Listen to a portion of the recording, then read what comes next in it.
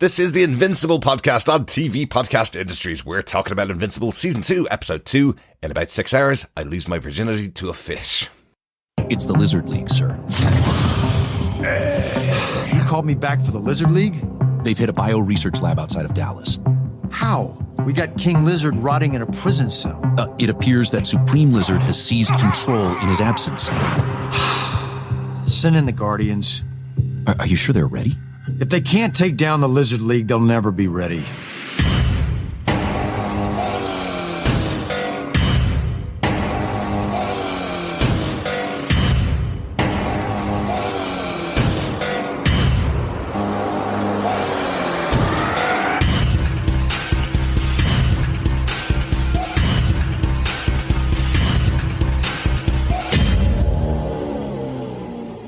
Welcome back, fellow Guardians, to the Invincible podcast on TV Podcast Industries. We are on to Episode 2 of Season 2 of Invincible. In the best named episode so far, in about 6 hours, I lose my virginity to a fish.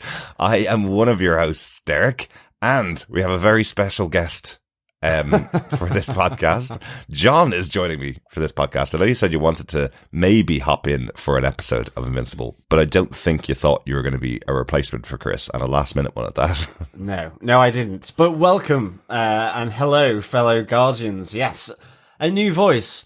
A voice that knows nothing about Invincible. Although I have enjoyed watching it, but yes. I can't say I have too many notes on this episode, but enjoying the ride of Invincible. And you have watched every single episode.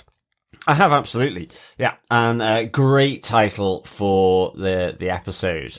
Although it doesn't transpire. It doesn't, but he does believe that's what's going to happen to him. Yes. Definitely. He does think that is going to happen. But for those of you who don't know John, if you haven't heard him, because you may just be listening to our Invincible podcast, John is our main podcaster who's been on the podcast for TV Podcast Industries for almost 10 years now, just over 800 episodes, John. Yes. At this stage. It is. Yeah. So, hello everyone, fellow Guardians. It's the first time I've ever said that. So, yeah, really good to be on the show, and hopefully I can contribute something for Invincible.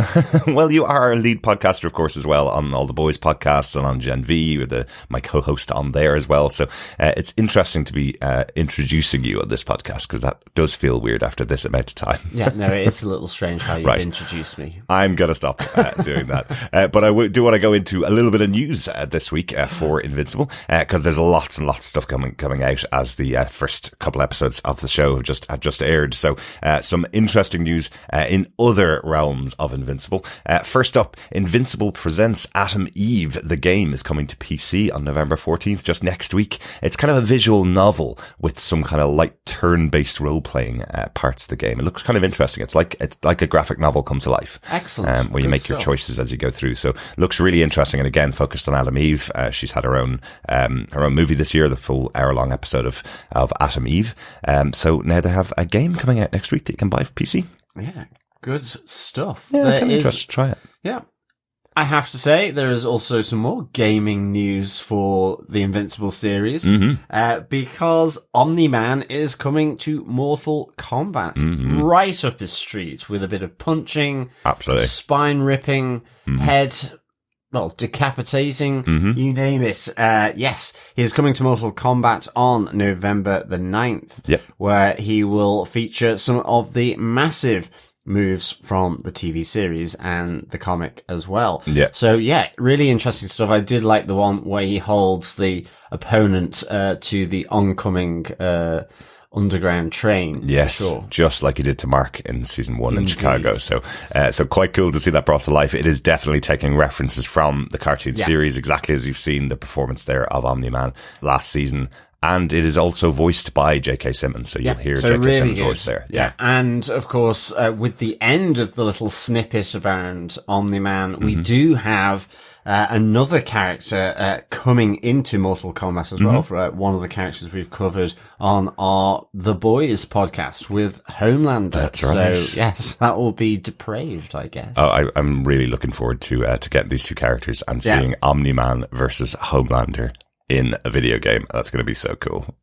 Interesting. I've always been a fan of Mortal Kombat. I've always picked up the games. Don't normally pick them up on day of release because there's so much extra content. I eventually just get it marked down with everything involved in it, everything included in it. So really looking forward to playing that in a couple of months' time, probably for me. But check it out. Coming out, available on PlayStation and Xbox on the 9th of November for Omni-Man. It certainly is. Also coming out weekly will be our Invincible podcasts as well for at least this week and the next 2 weeks for the first 4 episodes that are released. Yeah. So you can pop on over, fellow Guardians, to our website at tvpodcastindustries.com, where you can subscribe to any flying or grounded superhero podcast player of your choice.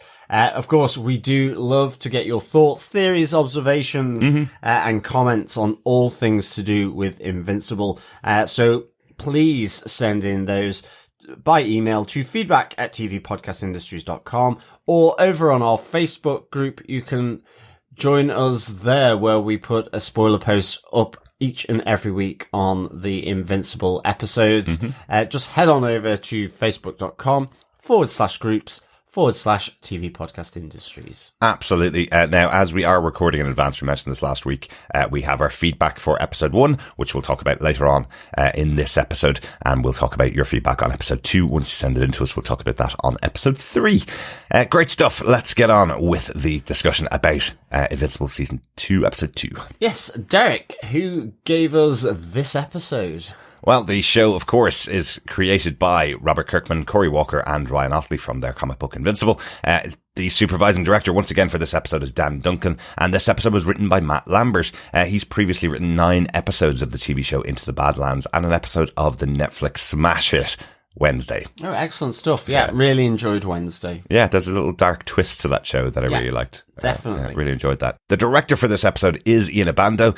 He's been an animator and storyboard artist on lots of animated kids movies, including Despicable Me 2 and 3, but this is his first episode of Invincible.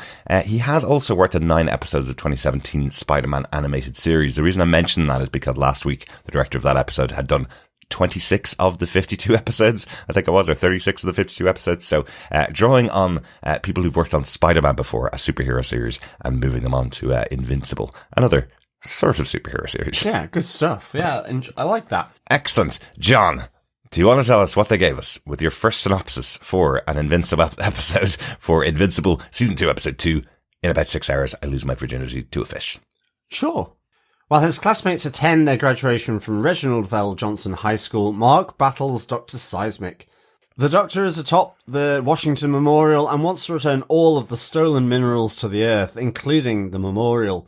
Mark eventually beats him and his Magnemite henchman, but the memorial is halved in size. But all is not lost, as Mark makes it just in time to graduate with his friends.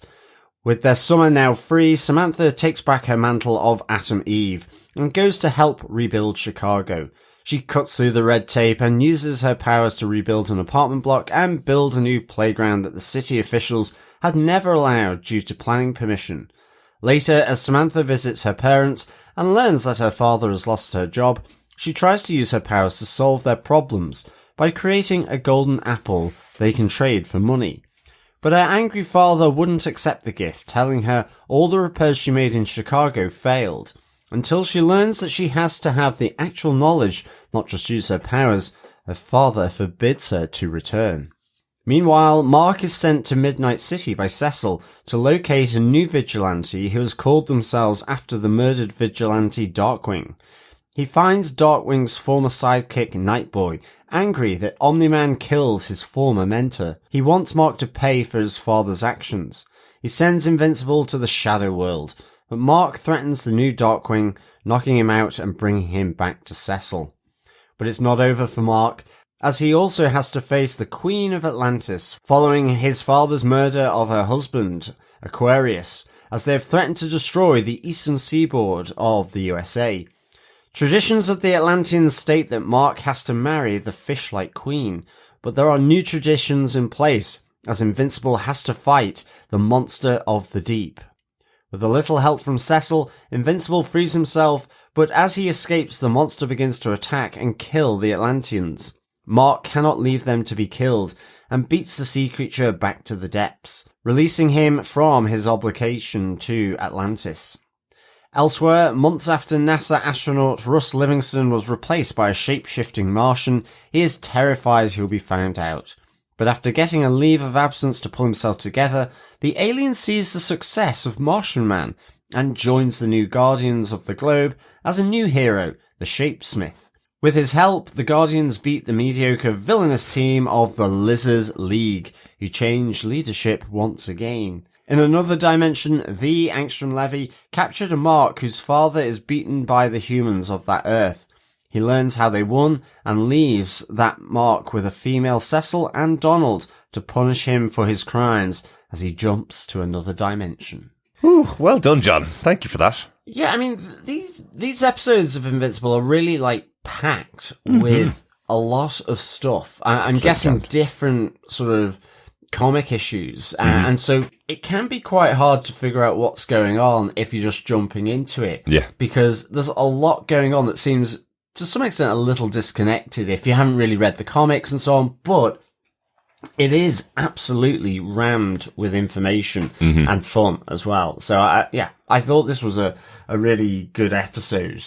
And I'm really enjoying just the animation anyway. I love season 1, and so far, this is, just the second episode, but it's got a really intriguing sort of kick-off point to it. So I'm really enjoying it. Absolutely. And one of the things I really enjoy about Robert Kirkman's storylines is what he does is set up something and then pay it off, months down the line in his comic books. This seems to be the same with Invincible. Chris is our Invincible fan who's read all the comic books, but it is definitely what he did within Walking Dead, where he'd set something up and then it would come back a couple of years later. It would suddenly pay off. So what we see here is a couple of things that have happened in this episode, which are connecting back to season 1 and will probably pay off at the end of season 2 or into season 3. But they're here because it's building to something. It's always elements in the background that are building to things, but there is absolutely tons that are going on. The way we talk about our episodes, as usual, John, you'll be used to this. We talk about our major points or major moments from the episode that we think stood out to us.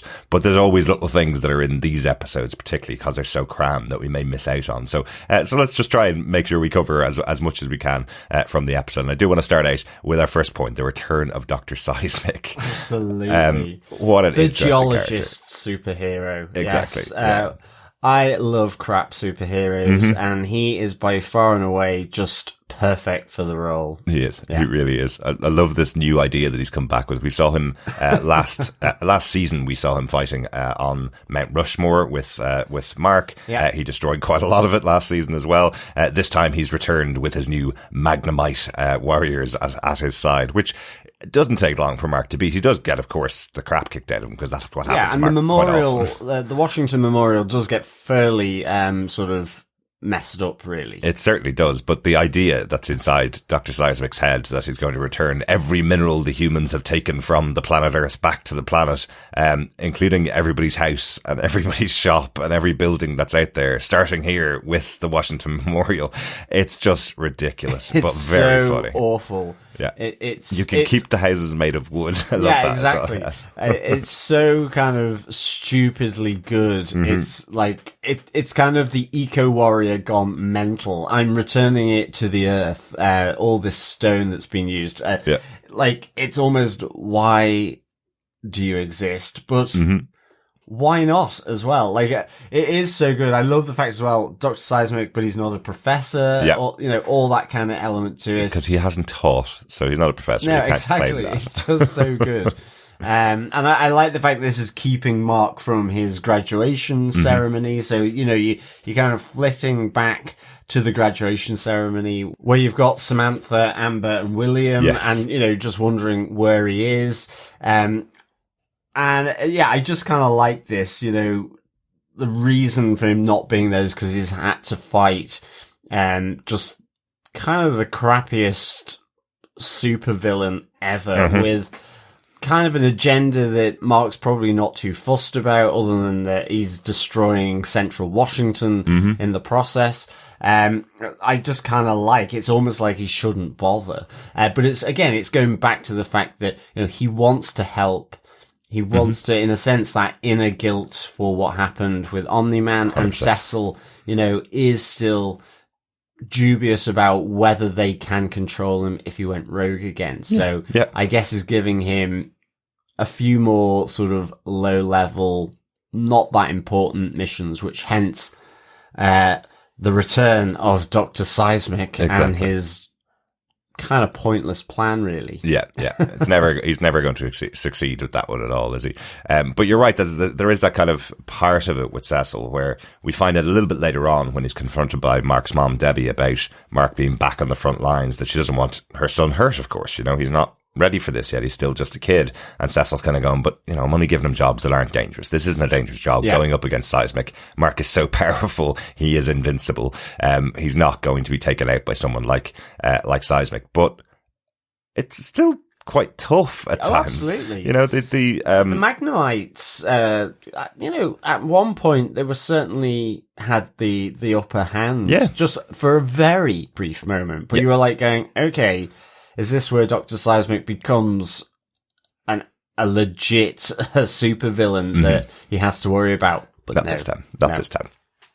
Excellent stuff. Yeah, but Mark does beat him by punching his way all the way up through the Washington Monument, knocking the top off it, and then he tells Cecil, well, I could pull it back out of the ground. It's looking pretty bad. I could pull it back out of the ground. And Cecil's like, no, we'll just get the cleanup crew to do it. You've done what we need you to do. Go back and have your graduation, basically.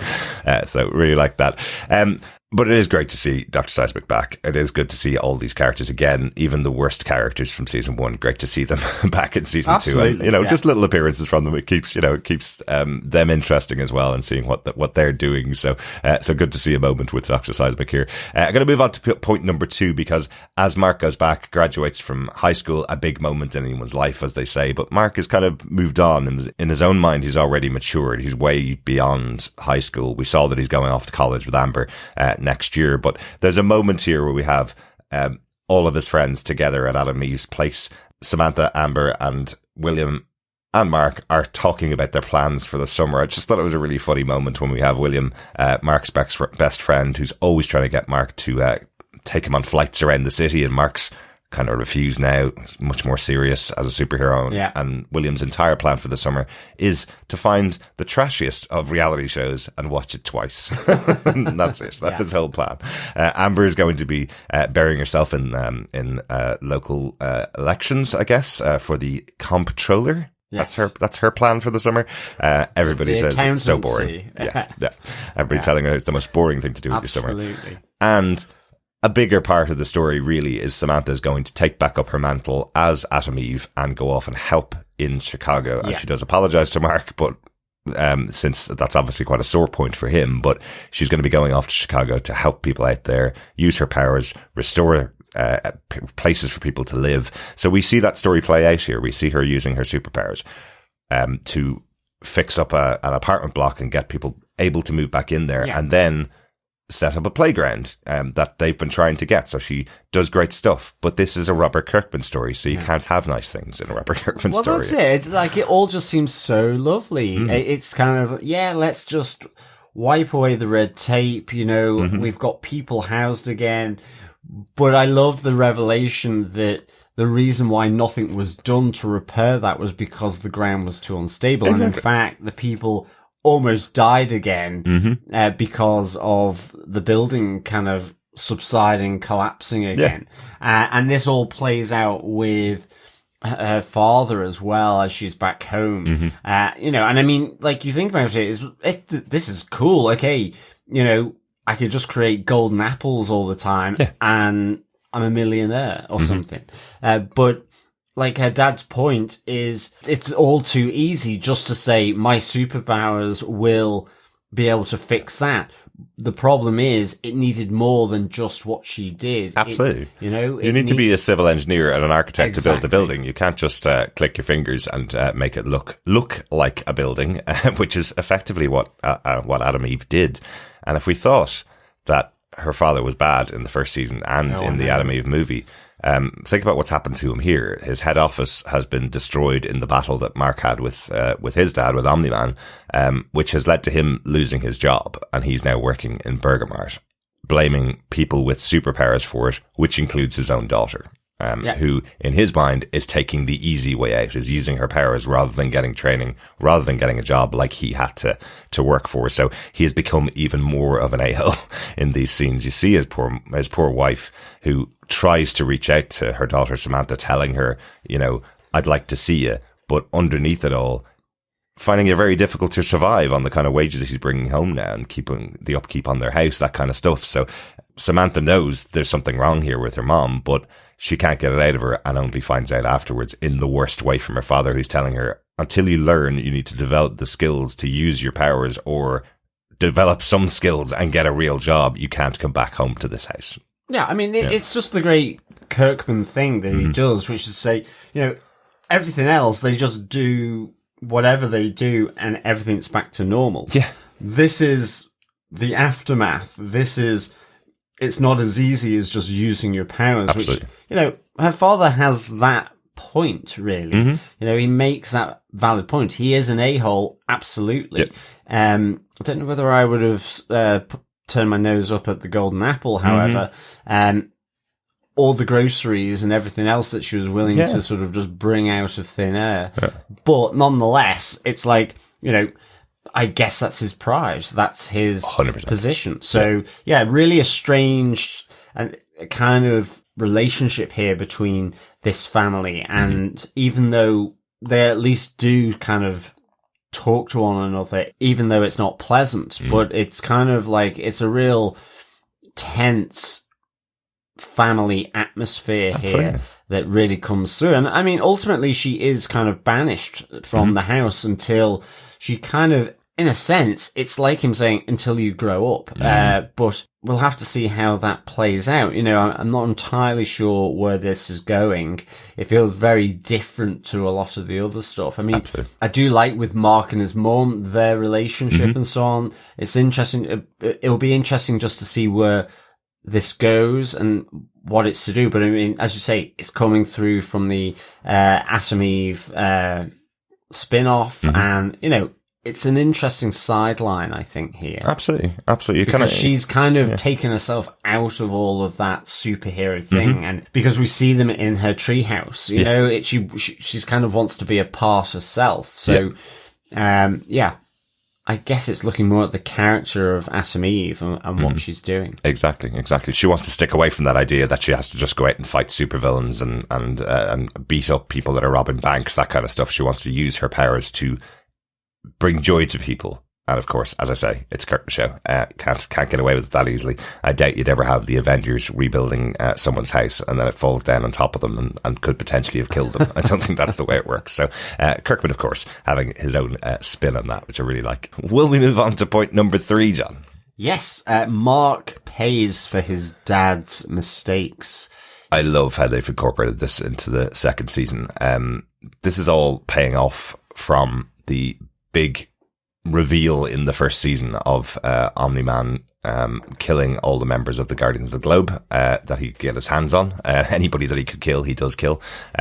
Leading on from last week, we saw Red Rush's wife, Red Rush, of course, also killed by Omni-Man. We saw his wife coming in to talk to Debbie about how much her life has changed after he killed all of the Guardians of the Globe. This episode, we have 2 different people who've been massively affected by the murder of the Guardians of the Globe. First off, we have Mark going to Midnight City, being sent to Midnight City by Cecil, because there has been the reappearance of Darkwing, this world's version of Batman, and Midnight City being this world's version of Gotham. I do love some of the jokes in here about this city, the idea that it's under a spell, so the minute you arrive into it, it's always night. So a great explanation for why in DC, Gotham's world is always a dark world, filled with the Dark Knight. So here in this world, we have their version of that vigilante Darkwing here, living in the darkness at all times. But it turns out that it's actually Darkwing's former sidekick, not a sidekick, we were partners, Night Boy, who's taken on the mantle of Darkwing and trying to live up to the legacy left behind by Darkwing. Yeah. I mean, again, Invincible dispatches him pretty quickly,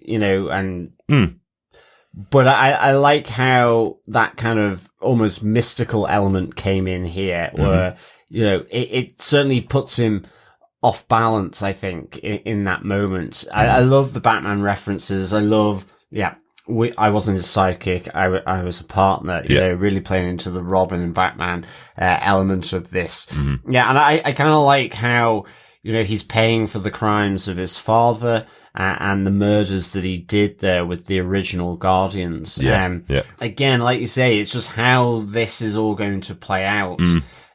Because he brings him back to Cecil. So, you know, is that for him to kind of try and enroll him into the new Guardians? Is that just to lock him up? You know, what kind of, you know, the menace that he's been doing, if he was, you know, the partner, the sidekick of Darkwing, you know, why has he suddenly gone rogue? Or was it just to take someone who had a vendetta against Mark off the board? Because that would ultimately, affect any missions that he would have to go on to Cecil. So it's kind of an interesting one. I wasn't entirely sure why it was happening. But it'd be interesting to see why this is, or whether it was just the setup ultimately for the bigger Atlantean one, where Mark managed to still keep hold of his aquatic cherry.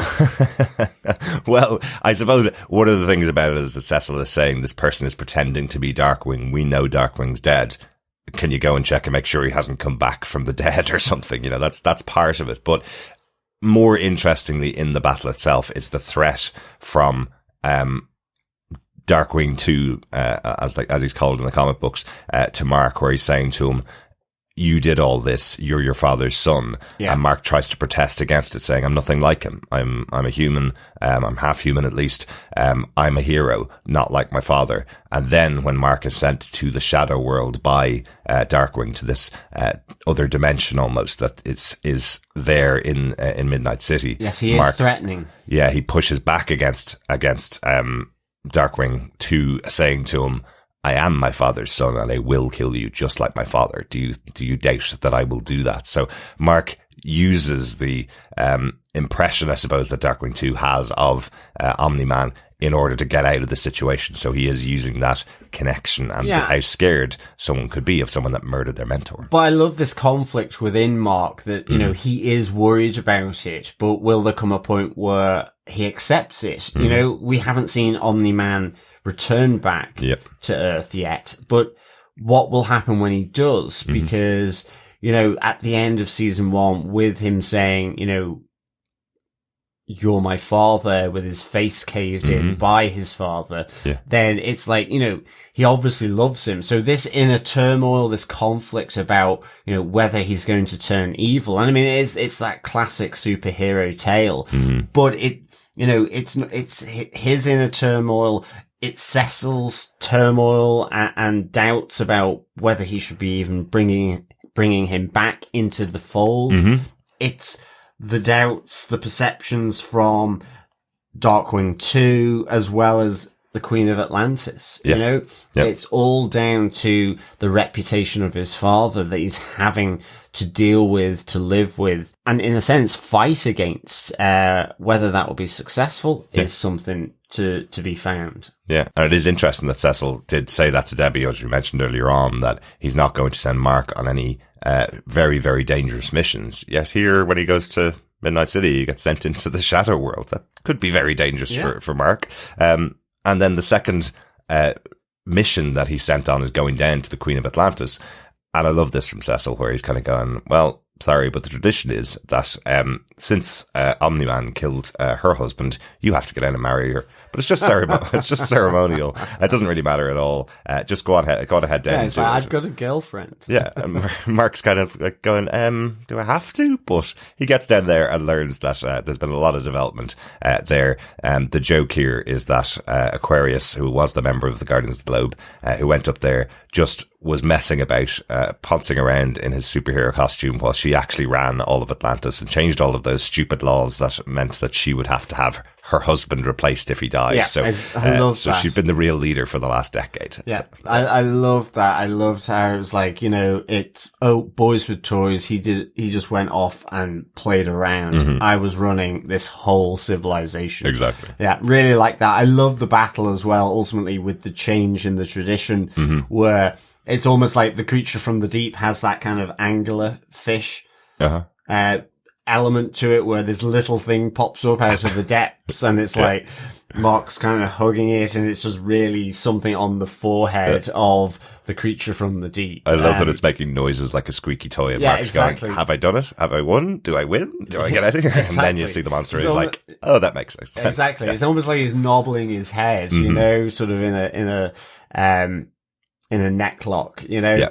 And, I love this. I love then the fight, because I mean, this monster seemed genuinely powerful, and, ultimately it's kind of like Cecil saying, get out of there. But again, it's to the point with, around whether he is Omni-Man. Yes, Omni-Man with his cover would have saved the Atlanteans as well. So possibly Mark doing it, does that show that he's better than his father? It's whether he's covering something up, you know. I'm almost wondering, because I don't really know these comics very well, but is it almost like a trigger? If he is Viltrumite, is it some kind of genetic thing that will trigger on, you know, or something like that, where that will make him become the authoritarian aggressor that they are across the galaxy. Yeah, so it is interesting. I do wonder if Omni-Man would have gone back and helped the Atlanteans if he'd been in this situation. He probably wouldn't have been, because he knows his powers better, and he's stronger than Mark, as we saw in that big battle at the end of season 1. So if he'd been sent on this mission by Cecil, he may have just taken the guide from Cecil to get out of there and just gone and allowed them to take care of themselves, because he wouldn't have been thought of badly by Cecil. He got out of there. He took the order and left. Whereas Mark here can't possibly leave. What we see is the creature from the deep goes after and starts eating and killing all of the Atlanteans. They don't have any control over him at all. So Mark has to go back and save them. So So I mean, I like this. It's all playing into that kind of feel of, you know, Mark having to deal with the sins of his father, effectively. Absolutely. But that's kind of the big central part of Mark's story in this episode. So there's a couple of other twists and turns in the episode that I really want to talk about. Yes, point 4. Yeah. The Shapesmith. You know, I found this story so much fun. Yeah. Russ Livingston, the astronaut who was up on the planet with Mark, went to save Mars, save all the NASA astronauts that were up there from the alien race that was infecting the Martians up there, and they were shape-shifting. We saw a little nod at the end of that episode that Russ had potentially been taken over by one of these shape-shifting aliens, and now we see them back at a debrief, the 4 astronauts back at the debrief, telling NASA effectively about these shape-changing aliens. If they get back to Earth, we are screwed. We need to sort this out. Why don't you send Mark back up there? Why don't you send Invincible back up there to kill them all, destroy that race? Because if they come to Earth, we're screwed. And Russ in the corner kind of going, still pretending to be human, hoping not to be found out about it, and then saying he needs to go to the ejection room to urinate, something along those lines. So he's not even able to speak like a normal human. He's still learning everything about the body, everything about what's going on. But it's the same with his landlady as well. He's not paid the rent because he doesn't know that he should be doing that. Exactly. And she goes, you need to give it me by the end of the week or you're out. And he's kind of like, just doesn't compute with him at all. Yeah. I like this, dare I say it, fish out of water, a Martian out of Mars. You know, I kind of really enjoyed that. And I love just the little hint, you know, that glimmer of connection that he feels he could belong here, when he sees this anniversary TV special of Martian Man. And so another one of the Guardians of the Globe murdered by Omni-Man. And so, you know, he totters down to join the new Guardians of the Globe, as Shapesmith. Yeah. So I like that. And the fact that he takes the shape of Rexplode, when he gets there, you know, Rex going, not this again. I can't handle another person taking on a shape of one of us again. Really good fun. Also, what's great fun here is the Lizard League. This absolutely useless version of, I guess, Hydra. Yeah, that's exactly what I thought. This is Hydra. Yeah, it is. The voice acting for the new leader of the Lizard League, who ultimately gets shot at the end. He does. By the bullet king. through the head. Yeah. Was so good. You know, I loved it. It did feel just like a complete... I just loved this rip on Hydra. It was so good. Absolutely. The whole bit of we aren't a joke, no matter what it says on social media. Exactly. Before he takes the bullet to his head. After failing in their mission, they got beaten by the Guardians of the Globe. It was also the slightly high, slightly lispy it sort was. of voice that he did as well, which I really, really liked. As I say, I just loved this moment. It was so much fun. Really, really good fun. The other thing I really liked about this moment as well with Russ is him explaining his origin story to the Guardians of the Globe, where he's got this very basic origin story that can just be glossed over really quickly and goes, is that okay? Can I join now? Am I able to join it? Can I come and stay and live here? Can I be part of your team now? That's it. He obviously read it off the back of a cereal box, was kind of the level of detail he went into. Really good. Yeah, absolutely. Yeah. So I wonder, is he going to become a member of the Guardian of the Globe, or will they find him out pretty quickly or not? I don't know. I hope so. I think it's a lot of fun that we're getting this interesting character who doesn't even know how to be human. And has only just arrived as a new member of this group. Absolutely. And then our final twist of the episode. Once again, post-credit scenes in every episode of this season of Invincible. You'll see them in the other 2 episodes that are coming out in the next couple of weeks as well. Absolutely. So make sure you don't turn off before the credits go. 0.5 angstrom. Yes, angstrom levy. So I now understand something that Chris was trying to tell me last week. Okay. So in the comic books, there is one Angstrom Levi who can travel between dimensions. Okay?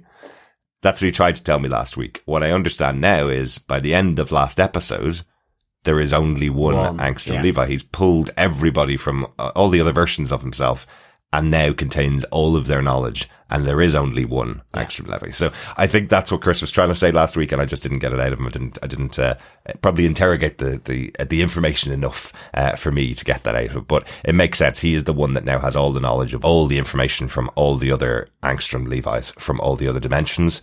And in this episode, in this post-credit scene, he's in another dimension with a Mark who has been captured, and more importantly, who did join with Omni-Man, and Omni-Man is dead. Yes. So Angstrom Levi has now found a dimension where they did beat Omni-Man and has found what they did. He's gotten the plan from that dimension as to how they took out Omni-Man. Yeah, I love the fact that we see a female Cecil and Donald as well here. They really do look like exactly the same, except a wig on them. But yeah, it was really good. But yes, I guess this is his vengeance against Mark. And it is kind of the interesting thing, I think, with Angstrom Levy, because his goal was to sort of cure the world. He said, I'm not a bad guy. I have, almost pure intentions here. But the accident at the end of episode 1 here of season 2 just has corrupted the life out of him. In the sense that he's looking for pure revenge. It's not against Omni-Man, though. This is against Mark. It's against both of them, but it's because of that accident. He is committed to destroying Invincible for what he did. Yes. Not only in terms of the disfiguration, which he seems to have kind of like put over a massive hoodie to cover it up, but also because of what that plan entailed, which was to find all the technologies for curing cancer, climate change, all this kind of stuff, the best of the different dimensions in order to advance and create galactic peace in a sense. Yeah, and also bring it back to the Prime Dimension, fix everything in the Prime Dimension, and then start spreading it back out, that philanthropic goal that he had to spread it all out across all the other dimensions after he got it to the Prime Dimension, which he can't do now.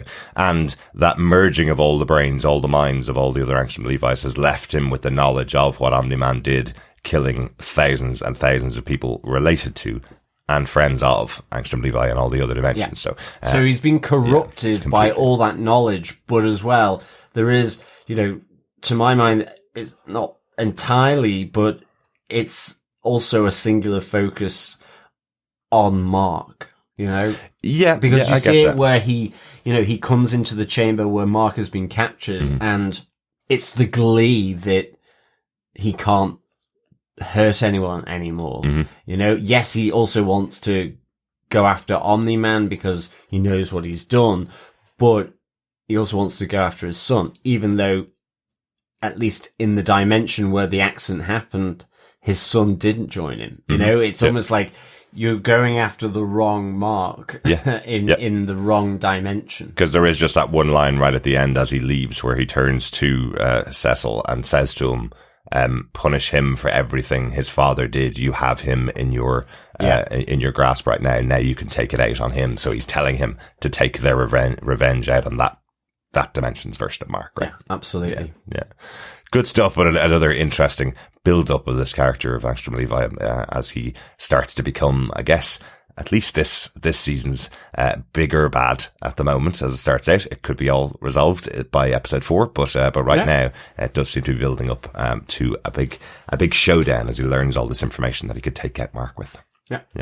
Excellent stuff. Any notes about the episode? Anything else you want to talk about the episode, John? Yeah, it's just one of the things I noticed from your podcast last week. You didn't mention about the return of Donald. So we didn't. Do see Donald effectively blowing himself up after having Omni-Man's hand around his spinal cord.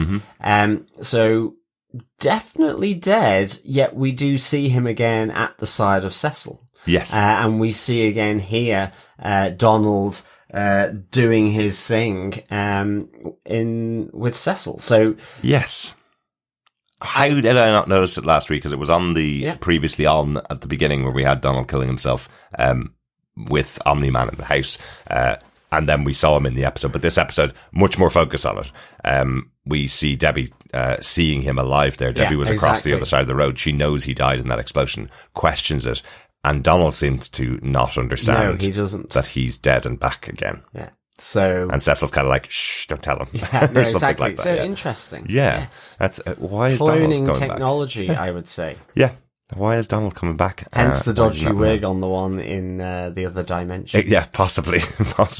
But yeah, why is Donald back and why is he able to come back? And why does he not know that he died last Maybe season? Donald is the key to the destruction of Omni-Man. He just keeps on coming. Maybe that's it. Coming back. The way to beat Omni-Man is to never die, I guess, or to die and come back, I guess. That might be it. But I just, it's one of those things, as we said at the beginning of this podcast, so much goes on in these episodes that we're going to miss bits and pieces of it. But yeah, I'm surprised we forgot to mention that Donald had come back from the dead last week. But really important here. I did notice this week Robert Kirkman had commented on a fan's post about this on Twitter. They put up a picture going, hang on a second, did I just see Donald in episode 1? And Kirkman just responded with, oops, as if it was a mistake of the animators putting him back in the first episode, but not a mistake. This is part of his character here, it seems. So we'll probably learn something about Donald in the future of the show, I guess, right? Yeah, good stuff. Excellent. Just one note I completely forgot to mention when I was recording with John, that we really should have mentioned. Aquaria, the Queen of Atlantis, is played by Tatiana Maslany, who we covered right here on our podcast all about She-Hulk when she plays the main character, Jennifer Walters there over on She-Hulk. So really cool to hear her here in the episode. I noticed it while we were watching the episode, but completely forgot to mention it in our notes for this episode. But great to have her back. Absolutely love Tatiana Maslany. That's it, I think, for our discussion about Invincible Season 2, Episode 2. Thanks, John, for joining us for this one. It's no problem very at good all. of you to jump in. So, Derek, what are your overall thoughts for this second episode? In about 6 hours, I lose my virginity to a fish. I don't, by the way, fellow Guardians. No. I'm just recounting the title of the episode. Absolutely. No, I really like this. There was some great stuff in this episode. I really like how they've continued to draw out storylines for Mark from what happened with Omni-Man right back to episode 1 when he killed Guardians of the Globe, the impact that it's having on Mark in his life right now. Everything seems to be connected to it still, right? Everything that's going on in Mark's life is still surrounding those actions of Omni-Man in season 1. And of course it would be. It makes a lot of sense, but it's really well written, really interestingly brought to life on screen, and some great comedy moments that we have in here. Yeah. You know, even the idea obviously from the title of the episode, that Mark thinks he could possibly have to go and marry a fish-like woman underneath the earth in the sea. That's possibly the pay that he has to make for his father's choices. I thought that was really funny, a really interesting choice for how the series is written. So another great episode. Some really interesting build outs there with Dr. Angstrom, with this shape-shifting Martian and him joining the Guardians of the Globe. And of course the Lizard League was also great fun. But again, with this show having the storyline of what's going on with Samantha and her parents, that's something that you wouldn't see in other shows. Last week we talked about Debbie and her experience of mourning and loss and anger, and how that was treated on the show. Really interesting and very different for even an adult animated show. Here, these conversations that are going on between Samantha and her parents, very different and very interesting for this type of animated show. So yeah, great episode. Looking forward to next week. How about yourself, John? What did you think overall of this episode? Yeah, I really like this episode. Again, just developing on from the first episode, I'd give this 4 fish fingered out of 5. I mean, fish fingers out of 5. I almost choked on my water there, John. Excellent. Like, I really enjoyed sort of that central thrust, and I of Mark dealing with Omni-Man. I'm really still enjoying that. I just loved all the additional fun bits around it, from Dr. Seismic returning. I think Russ Livingston and his awkwardness in with the Martian inside, having to deal with this new surrounding that is called Earth and all their customs. The Lizard League was just hilarious. I just couldn't stop laughing about that. I just thought the voice acting made that little scene. It was very cool. It was so good. Everything is just fantastically done here. I'm really, really enjoying it. And I think, with Angstrom Levy, I just get the sense of a really, really good nemesis here for Mark. Yep. And I just can't wait to see how that plays. Yeah. So, 4 fish fingers out of 5. Excellent. Yeah, I think with all the knowledge that he's getting from all the different dimensions and pulling it all together in a grand plan to take out Mark, it'll be really interesting to see how that plays out as the season goes on. Excellent stuff. We have some feedback in on our first episode of Invincible Season 2, John. First up, we got an email in from Coffee and Vodka who says, "Greetings, fellow mind-melded defenders. A good start for a long overdue Season 2. It was nice to see that he remains anything but invincible, especially going up against the Mauler Bros. Which one would have thought we're easily beaten? The other dimensional father and son team up made for a great fake out at the beginning of the episode. All the characters, especially Debbie, seem to be fully formed rather than just there to motivate Mark. My one hope is that Kirkman stops seeing this fantastic show as a side project to his many Walking Dead projects and steps up production. In the meantime, looking forward to the rest of the eps as well as your coverage of them. 4.5, two-faced maulers, boorish bullies, and pissed off pacifists out of 5. Peace and take care. Coffee and Vodka." Excellent stuff. Great ratings there, Coffee and Vodka. Thanks, Coffee and Vodka. The fake out from episode 1 was really good, because I was, you go into it and you're just going, oh, okay, that's different from what I thought was going to happen. So that was really good. And just then linking that into Angstrom Levy is also really good, because I liked how that continued over just as that little snippet at the end of this episode. That was just really good as well. Absolutely. I've got some great news for you, Coffee and Vodka, in regards to Mr. Kirkman. He's no longer involved in the TV shows. Absolutely, he gets royalties and he has the executive producer credit on The Walking Dead, but he's not involved in that universe, hasn't been for quite a long time. Actually, because of a court case that he took against AMC after about season 3 of the show. So he was involved over there. Of course, they're based on his comic books. He does get royalties, but he is entirely focused on his comic book projects and Invincible. And even better news, the show has been confirmed for a 3rd season, which means the animation studio are already working on the 3rd season at the moment. So even though we're getting 4 episodes this year, 4 episodes next year, hopefully early next year, for this season 2, season 3 is already in the works. So don't worry, lots of Invincible left to come, thankfully. and in much more rapid succession as well, which is great. Yeah. Thanks, Coffee and Vodka. Over on Facebook, John Bucket says, welcome back, Invincible. I did not expect Mark to fall in with Cecil so quickly. Yeah, that was an interesting choice, wasn't it? I think it's kind of him trying to prove himself that he can work for Cecil. And part of it is if he goes and works for the person who was his father's former employer and does the heroic thing, that means to Mark that he's not like his father. Exactly. I think that's part of it for and Mark. I think, the reverse of that is true, is that Mark may expect or think he's fallen back in with Cecil. I think Cecil has very different ideas that he has. This is still a test bed very much for Cecil. Possibly any sniff of something slightly Omni, then, Cecil could be a very different proposition. That's true. Than Mark thinks. That's true. Good stuff. Thanks, John. Thanks, John. We also got some feedback in from Dr. Bob Phillips, who says, I did not see that coming. Roughly sums up my view of this episode, but with admiration, not regret. Biggest highlights were the alternate style and gender expression of the Maulers in the multidimensional mauling massacre and the in-credit styling of a Survivor Ahsoka style. But I also loved the sobering effect of child injury on a drunk parent and still can't cope with C-cell as the mispronunciation of Cecil. Very good, Dr. Absolutely. Finally, seashells on the seashore, Cecil. There you go. Yeah, two completely different pronunciations of Cecil and Cecil. Thanks, Dr. Bob. Finally, Dr. Bob says, I have a question. Angstrom Levi, is that a reference to the measurement of astronomical size and Schitt's Creek as well? It could possibly be. I think angstrom is. Yeah, angstrom. But Invincible is quite an old comic at this stage. Been around for a long, long time. So probably not a reference to Eugene and Dan Levy. No, probably not. Probably not. But you never know. It could be. They could have picked up Eugene Levy. He's been around for a very long time. Maybe that's it.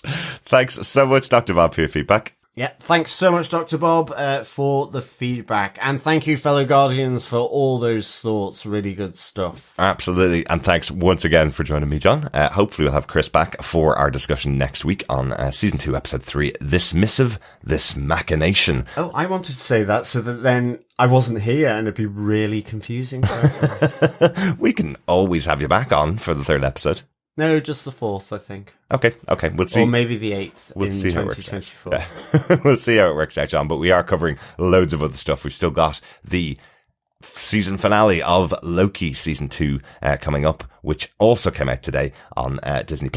And this weekend, we're going back to the cinema to watch The Marvels, the 34th movie in the MCU. I think so, yeah. I'm very excited about it. The reviews have been really good. And some of my favourite characters in there. Really excited to see Miss Marvel back on screen, Nick Fury back on screen, Captain Marvel. Yeah. And Monica Rambeau. Yes. Yeah, really excited to see them all on screen together. Intended. Yeah, very cool. Good stuff. Thanks so much for joining us. We'll be back with you next time. Yes, thanks so much, fellow Guardians, for joining us.